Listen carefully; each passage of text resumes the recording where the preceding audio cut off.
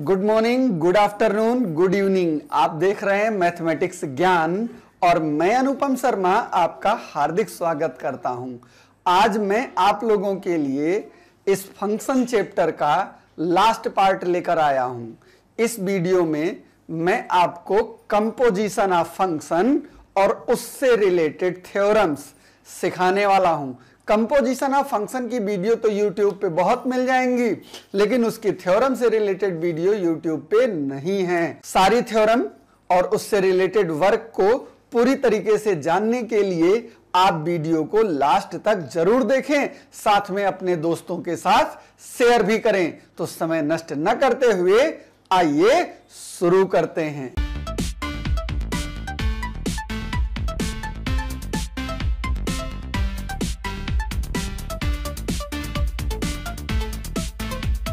Composition of function जानने के लिए सबसे पहले हम लोग कुछ कंडीशंस देखते हैं। मान लीजिए आपके पास कोई 3 सेट हैं।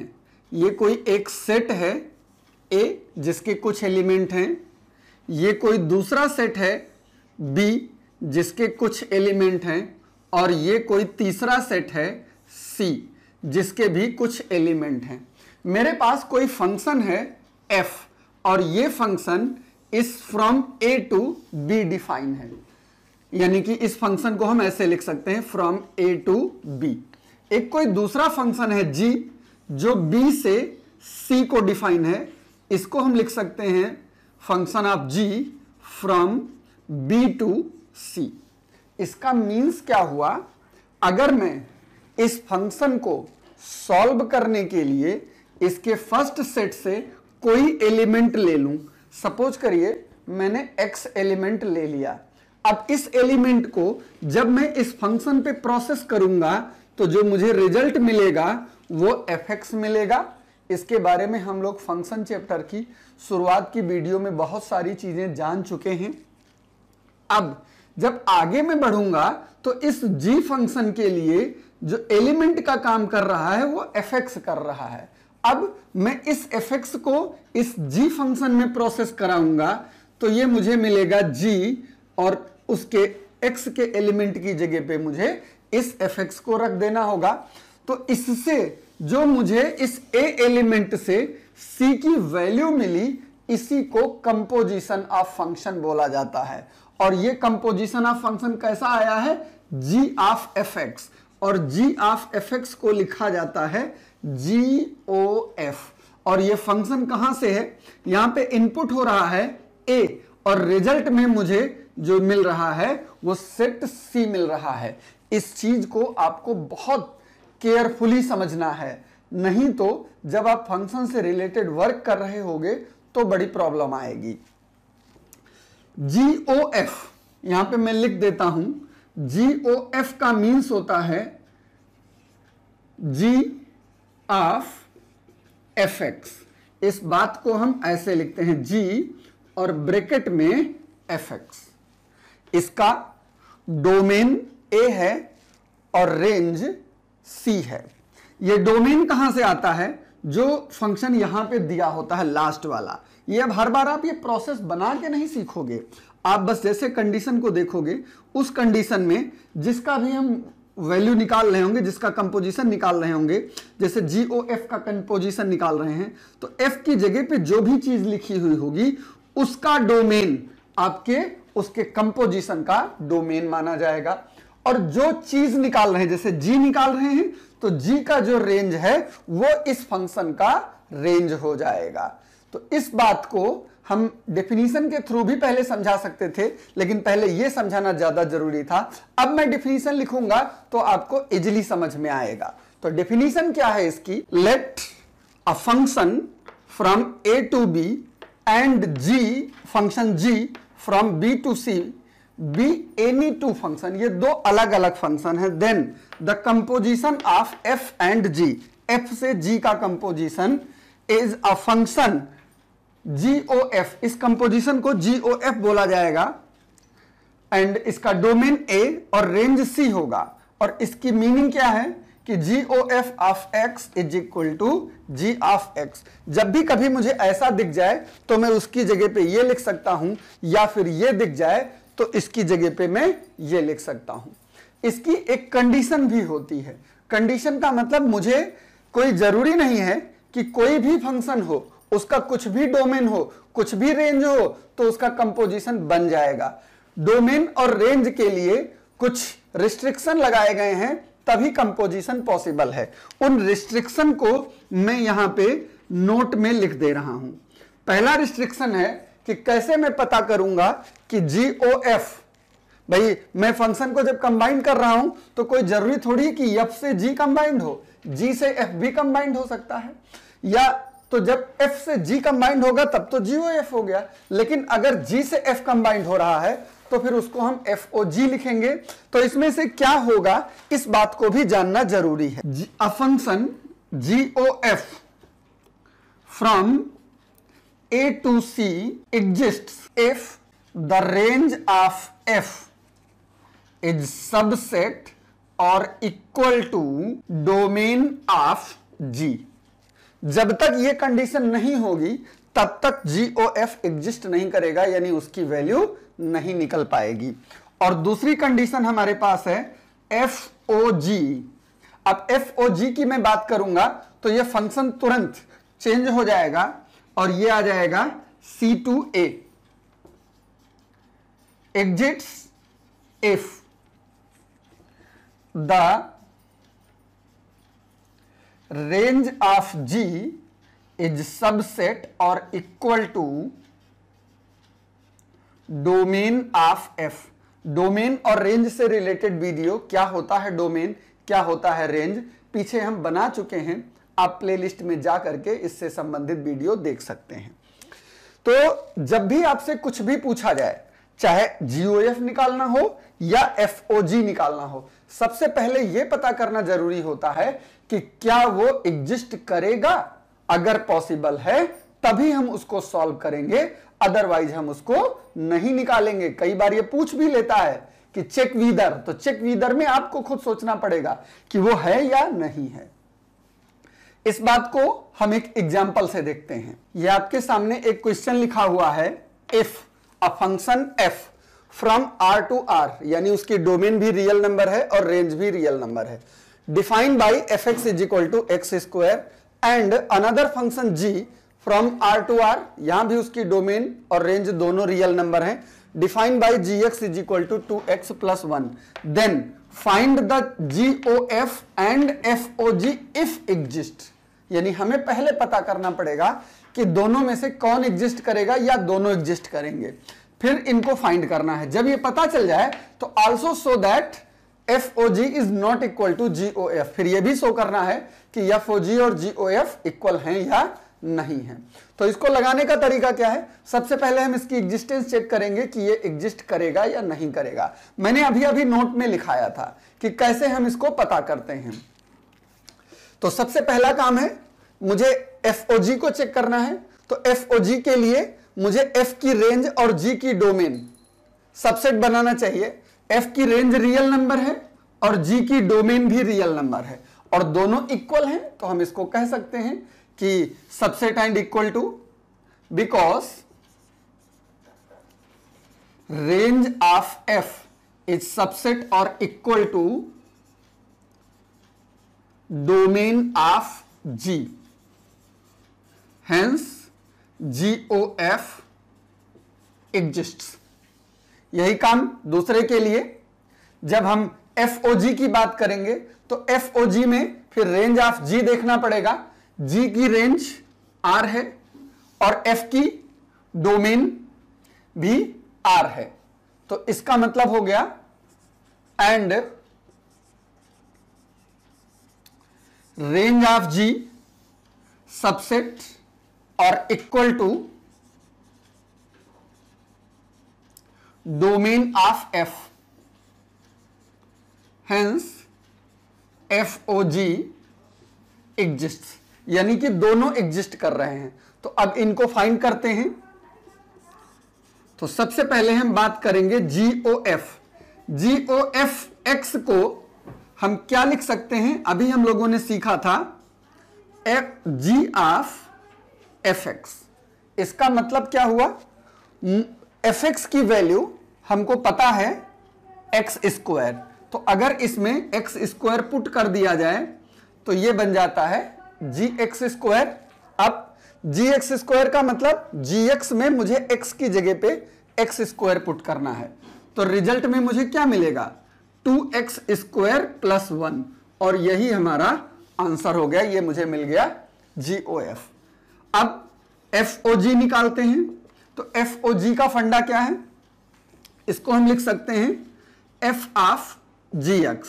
f ऑफ gx की वैल्यू है मेरे पास 2x प्लस 1।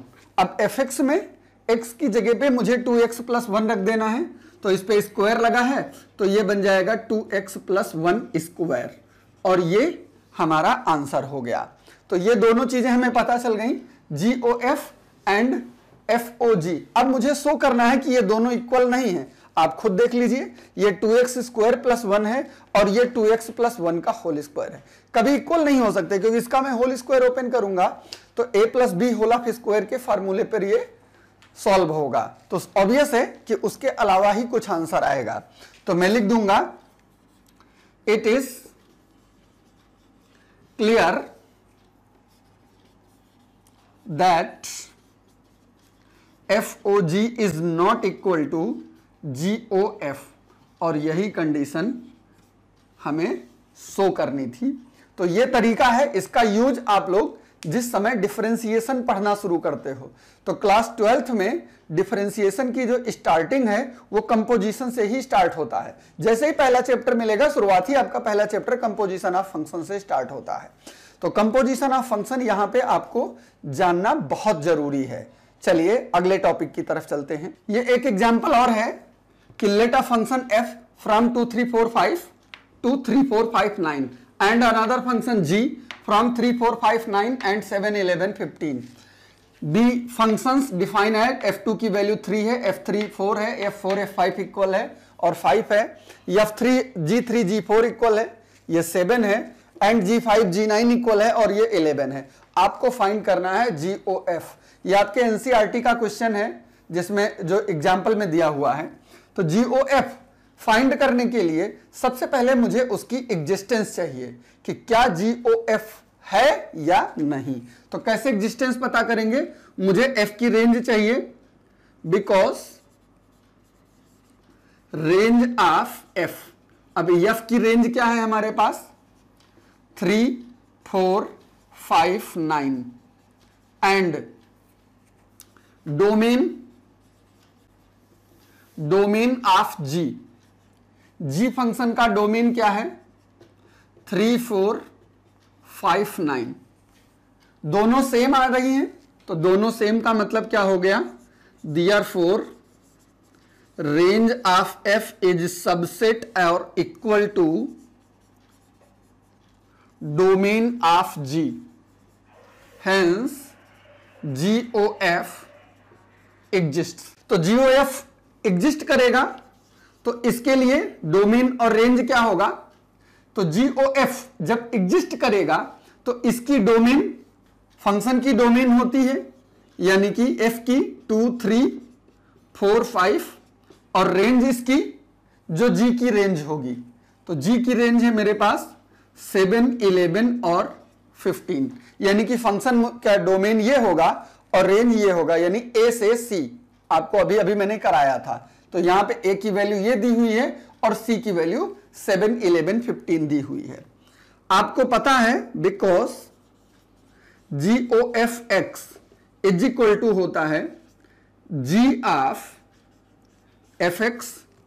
यहां पे x की वैल्यू मुझे डोमेन इनपुट करनी है, तो GOF जब मैं डोमेन से 2 इनपुट करूंगा तो मुझे क्या मिलेगा g और x की जगह पे 2, तो ये हो गया f2 और f2 आपको पहले से डिफाइन किया गया है 3, तो ये बन जाएगा g के साथ 3 और g3 भी आपको डिफाइन है। ये देखिए g3 की वैल्यू 7 दिया हुआ है, तो ये इज इक्वल टू हो गया 7। अभी मैं 2 के बाद जब 3 को इनपुट करूंगा तो जो मुझे रिजल्ट मिलेगा वो g के साथ x की जगह पे 3 रख दीजिए तो ये 3 मिल जाएगा। और F3 की वैल्यू 4 है तो ये हो जाएगा G4 और G4 भी 7 है तो इसकी वैल्यू भी 7 आ गई। फिर मैं अगला नंबर यानी कि 4 लेता हूं तो ये बन जाएगा F4। तो जब F4 लूंगा तो F4 भी डिफाइन है मेरे पास, F4 और F5 दोनों है 5 और इसकी वैल्यू हो गई 5 और G5 को क्वेश्चन ने डिफाइन किया है 11। इसी तरीके से 5 ले लूंगा तो मेरे पास आ जाएगा F5, ये हो गया G और F5 की वैल्यू है 5 और G5 की वैल्यू है 11। तो ये मैंने इसके सारे डोमेन्स को डिफाइन कर लिया और इनका जो वैल्यू आई मेरे पास वो 7, 7, 11 और 11 आई। यही हमारा फंक्शन हो जाता है। तो देयरफॉर मुझे GOF निकालना था, GOF इज इक्वल टू, तो इसका जो डोमेन है जिस जिस नंबर से डिफाइन है वो नंबर ले लिया जाएगा। तो 2 हमारा डिफाइन है, 2 एसोसिएटेड है 7 से, 3 एसोसिएटेड है 7 से, 4 एसोसिएटेड है 11 से और फिर 5 एसोसिएटेड है 11 से। और यही हमारा आंसर हो गया, यानी कि इस GOF की जो वैल्यू हुई वो 2, 7, 3, 7, 4, 11 और 5, 11 हो गई। इस तरीके से किसी भी फंक्शन के एलिमेंट्स आप पता कर सकते हैं उसके कंपोजिशन को निकालने के लिए। कंपोजिशन ऑफ फंक्शन से रिलेटेड कुछ थ्योरम भी हैं, वो भी बोर्ड एग्जाम में अक्सर पूछ ली जाती हैं, तो हमारा उन थ्योरम्स को जानना भी जरूरी है। तो मैं बारी बारी से करके सारी थ्योरम लिखूंगा और उनको प्रूव कराऊंगा। तो सबसे पहली थ्योरम, ये हमारे पास पहली थ्योरम है, if a function from A to B is a bijection then F inverse of F is equal to IA and F inverse of F is equal to IB, where IA and IB denotes identity element on A and B respectively। यानी यहां पे single function है और मुझे उसका उसी के साथ कंपोजिशन शो करना है। तो अगर किसी फंक्शन का उसी के साथ कंपोजिशन शो कर दिया जाए तो वो आइडेंटिटी एलिमेंट बना देता है। इस चीज को मुझे इस थ्योरम के माध्यम से प्रूव करना है। यहां पे आपको पता क्या है कि ये एक बाइजेक्शन है। आपको मैं बाइजेक्शन वाले चैप्टर में, इससे पहले वाला जो वीडियो था हमारा पार्ट सेकंड वाले में, जिसमें फंक्शन का मैंने सेकंड पार्ट बनाया है, जिसमें मैंने आपको इन्वर्सिबिलिटी दिखाई है, वहां पे मैंने आपको सिखाया है कि अगर कोई फंक्शन इन्वर्स होता है या कोई फंक्शन अगर बाइजेक्शन होता है तो वो इन्वर्सिबल भी है। तो यहां पे लिखा हुआ है because function f from A to B is a bijection, hence it is इन्वर्सिबल। तो जब ये इन्वर्सिबल है तो हम इसका इन्वर्स पता कर सकते हैं। तो इसका इन्वर्स क्या होगा, देयरफॉर F इन्वर्स, अब ये फंक्शन की रेंज और डोमेन चेंज हो जाएगी, फ्रॉम B to A हो जाएगा, such that fx is equal to y। अगर fx is equal to y है तो इससे अगर मैं इन्वर्स निकालूं तो इन्वर्स का फंडा क्या है कि ये बन जाता है x is equal to f inverse y। ये भी चीज मैं आपको इन्वर्स में यानी कि सेकंड वाली वीडियो में सिखा चुका, लेकिन यहां पे हमें शो करना है कि f inverse of f identity element बनाता है। तो इसके लिए for every x belongs to A, f inverse of f x is equal to हो जाएगा f इनवर्स ऑफ fx, और fx की वैल्यू क्या है मुझे पता है, fx की जगह पे मैं y लिख सकता हूं। तो ये बन जाएगा मेरे पास f इनवर्स y, और f इनवर्स y किसके इक्वल है, ये इज इक्वल टू x के इक्वल है। इसका मतलब हो गया कि x ये एक आइडेंटिटी एलिमेंट हो गया। तो इसको मैं लिख सकता हूं IA of x, therefore f inverse of f, इसका एक x अगर हटा दूं तो मैं सीधे लिख सकता हूं आइडेंटिटी एलिमेंट ऑफ A का मतलब जिसका डोमेन A सेट से। दूसरी कंडीशन में मुझे इसी का उल्टा यानी f ऑफ f इनवर्स लेना है। तो अब डोमेन मुझे एफ इनवर्स से लेना है, और एफ इनवर्स मेरा सेट बी को डिफाइन करेगा। तो for every y belongs to b, f of f inverse y, ये बन जाएगा f of f inverse y is equal to f of f inverse y की वैल्यू है x और fx की वैल्यू है y। तो ये बन गया y का मतलब सेकंड सेट, यानी कि ये IB बन गया y के लिए। तो जब ये भी y है ये भी y है, तो फिर मैं इसको लिख सकता हूं f of f inverse is equal to IB। और यही आपको प्रूव करना था कि f इनवर्स ऑफ f और f ऑफ f इनवर्स दोनों आइडेंटिटी एलिमेंट बनाते हैं। जब f इनवर्स ऑफ f होगा तो आइडेंटिटी एलिमेंट उसके डोमेन यानी x का होगा, और जब f ऑफ f इनवर्स होगा तो आइडेंटिटी एलिमेंट उसके रेंज यानी कि y का होगा। ये दूसरी थ्योरम है हमारे पास, inverse of a function if exist is always unique. हमें यह शो करना है कि किसी भी फंक्शन का इनवर्स अगर पॉसिबल है तो उसके जैसा कोई दूसरा नहीं हो सकता। इस बात को शो करने के लिए हम लोग लेट कर लेते हैं, let a function from a to b be a inversible function. We have to show that f has unique inverse. इसके लिए हम करेंगे क्या कि जब मुझे ये शो करना है कि f का इनवर्स यूनिक है, तो मैं कोई दो फंक्शन लेट कर लेता हूं, क्योंकि अगर यूनिक नहीं होगा तो अगर यूनिक होगा तो दो आंसर नहीं आएंगे, लेकिन मैं फिर भी लेट कर लेता हूं। Let if possible a function g from b to a and a function g2 from b to a be two functions inverse of f। ये दोनों के दोनों इनवर्स हैं। अभी हमने इससे पहले वाली थ्योरम में क्या पढ़ा था कि किसी भी फंक्शन का अगर मैं इनवर्स लेता हूं तो वो आइडेंटिटी एलिमेंट बनाता है। तो ये दोनों इनवर्स फंक्शन हैं, यानी कि अगर मैं इनका f के साथ कंपोजिशन करूं तो मुझे आइडेंटिटी एलिमेंट मिलना चाहिए। Then f of g1 is equal to identity element.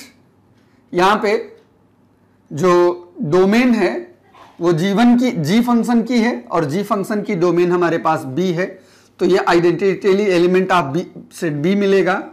And f of g2, इसमें भी आइडेंटिटी एलिमेंट b ही मिलेगा क्योंकि इसका भी डोमेन b ही है। इसका मीन्स क्या हुआ कि f ऑफ g1 अगर मैं कोई एलिमेंट ले लूं b का y, तो ये इज इक्वल टू हो जाएगा IB y के लिए, एंड f ऑफ g2 ये भी उसी एलिमेंट के लिए, तो ये हो जाएगा IB y के लिए for y belongs to set b। अब यहां पे आप देख पा रहे हो ये फंक्शन इसके इक्वल है और यही फंक्शन इसके इक्वल है। इसका मीन्स हो गया कि f of g1 y is equal to हो जाएगा f ऑफ g2 y के। इस कंडीशन को मैं लिख सकता हूं f ऑफ g1 y और ये है f ऑफ g2y। यहां पे फंक्शन जो है बाइजेक्शन है क्योंकि इनवर्सिबल है, तो इसका मतलब ये फंक्शन रिमूव किया जा सकता है। तो ये हो जाएगा g1 y is equal to g2 y के, या फिर अगर g1 g2 को भी रिमूव कर दिया जाए। अब g1 और g2 इनवर्स फंक्शन है, तो फिर इसका मतलब हो गया कि g1 is equal to g2 है क्योंकि ये भी उसी का इनवर्स है और ये भी उसी का इनवर्स है। तो g1 और g2 दोनों का एक आने का मतलब क्या हुआ कि मैंने यहां पे f के दो अलग अलग इनवर्स लिए थे, लेकिन मेरे पास रिजल्ट क्या आया कि दोनों सेम हैं। इसका मतलब मैं लिख सकता हूं hence f has unique inverse. यही हमको प्रूव करना था कि f का जो भी इनवर्स होगा वो यूनिक होगा, उसके जैसा कोई दूसरा नहीं हो सकता। ये दूसरी थ्योरम है, late a function from a to b is a bijection, then inverse of f inverse is equal to f. Since inverse of bijection is also bijection, ये थ्योरम हमको पहले से पता है। Therefore फंक्शन दिया है a टू b, तो inverse of f ये बन जाएगा b to a is a bijection, hence invertible, क्योंकि जो बाइजेक्टिव फंक्शन होते हैं उन्हीं का इनवर्स निकाला जा सकता है। तो यहां पे हम को जब पता चल गया है कि f इनवर्स भी एक बाइजेक्टिव है, तो इसका हम इनवर्स निकाल सकते हैं। As f inverse from b to a is a bijection, therefore inverse of f inverse from a to b is also bijection. तो हमको यह पता चला कि अगर फंक्शन a से b बाइजेक्शन है तो इसका इनवर्स बाइजेक्शन होगा, और अगर वो बाइजेक्शन है तो उसका भी इनवर्स बाइजेक्शन होगा। यानी कि मैं इसका भी इनवर्स निकाल सकता हूं और इसका भी इनवर्स निकाल सकता हूं। Let x belongs to a such that fx is equal to y, then अगर fx is equal to y है तो f inverse y is equal to x होगा, बिकॉज f इज इनवर्सिबल, ये हमको पता है। तो अगर इसका इनवर्स ये हुआ और हमको पता है कि हम इसका भी इनवर्स निकाल सकते हैं, तो अगर इसका फिर से इनवर्स निकाला जाए f इनवर्स का इनवर्स, तो यहां पे अब ये x आ जाएगा इज इक्वल टू y हो जाएगा, और y की वैल्यू हमको पता है कि वो fx के इक्वल है। तो इसका मीन्स हो गया f inverse of inverse x is equal to हो जाएगा fx के, या फिर इसको हम लिख सकते हैं f inverse of inverse is equal to f के। और यही हमको प्रूव करना था कि किसी फंक्शन का, इनवर्सिबल फंक्शन का के इनवर्स का इनवर्स उसके एक्चुअल फंक्शन के इक्वल होता है। ये फोर्थ थ्योरम है। For the function f from b to c and a function g from b to c and a function h from a to b, यानी अगर इस तरीके के तीन फंक्शन हैं तो f plus ji of h is equal to F O H plus ji O h होगा, और f g of h f O h into g O h होगा। इसको हम प्रूफ करते हैं। गिवन है हमारे पास three function, a function f from b to c, a function g from b to c and a function h from a to b. Then first condition में हमें f plus g of h find करना है। f plus g of h, ये function कहां पे बनेगा? इसका जो डोमेन है वो h का डोमेन यानी कि a होगा, और रेंज f प्लस जी दोनों की रेंज c है, यानी कि a टू c बन जाएगा। सच दैट अगर इसको मैं इस तरीके से लिख दूं, f plus ji of h के साथ x लगा दूं तो मुझे क्या मिलेगा? इस o का मतलब होता है ऑफ, यानी इसको मैं लिख सकता हूं f प्लस जी के साथ में है hx। अगर इस ब्रैकेट को ओपन किया जाए तो ये f के साथ में hx आ जाएगा और प्लस g के साथ में एच एक्स आ जाएगा। और इतना आप पढ़ चुके हो कि अगर एफ ऑफ एच एक्स लिखा हो तो इसका मतलब होता है एफ ओ एच एक्स और इसका मतलब होता है g O h x. F plus ji of H के साथ एक्स इज इक्वल टू हो गया एफ ओ एच के साथ एक्स। ये कंडीशन फर्स्ट बन गया। इसको मैंने x के साथ लिया था, अब मैं इसके साथ देख लेता हूं। एंड इसकी बात अगर मैं करूं एफ ओ एच प्लस जी ओ एच, अगर इसको x लगा दिया जाए तो इसका मतलब हो गया एफ ओ एच के साथ x और प्लस जी ओ एच के साथ x। आपको पता है एफ ऑफ एच एक्स का मतलब हो गया, इसको हम ऐसे लिख सकते हैं एफ ऑफ एच एक्स और इसको लिख सकते हैं जी ऑफ एच एक्स। और ये है मेरे पास एफ ओ एच प्लस जी ओ एच के साथ में एक्स। ये कंडीशन इक्वेशन 2 हो गई। ये लाइन और ये लाइन सेम है, तो बाई इक्वेशन 1 एंड 2 मुझे क्या मिल रहा है F plus ji of H के साथ एक्स इज इक्वल टू मुझे मिल रहा है F O H and plus ji O H के साथ में एक्स। सॉल्व करिए, इसको अप्लाई करिए तो ये एक्स एक्स मैंने जैसे अलग से लगाया था ये रिमूव हो गया, तो ये मेरे पास बचा F plus ji of H is equal to F O H plus ji O H. और यही कंडीशन आपकी प्रूव करनी थी। ये फर्स्ट कंडीशन इसकी प्रूव हो गई। सेम इसी तरीके से हम इसकी सेकंड कंडीशन को भी प्रूव कर सकते हैं।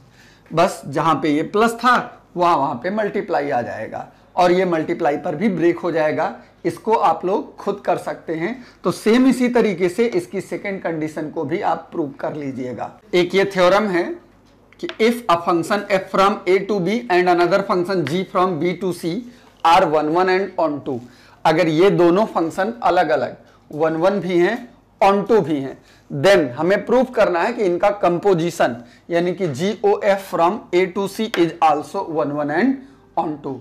इसका कंपोजिशन 1 1 भी है और ऑन टू भी है। यहां पे हमें गिवन है a function f from a to b and a function g from b to c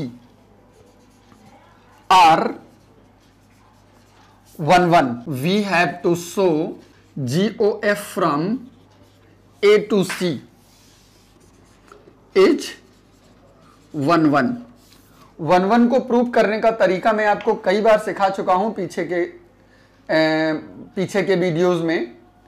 working हमारी क्या होती है, हम सीधे दो एलिमेंट ले लेते हैं और उन्हीं से फंक्शन को इक्वल करके दिखाते हैं। वही वर्क यहां पर भी। Let x1 x2 belongs to a b any two elements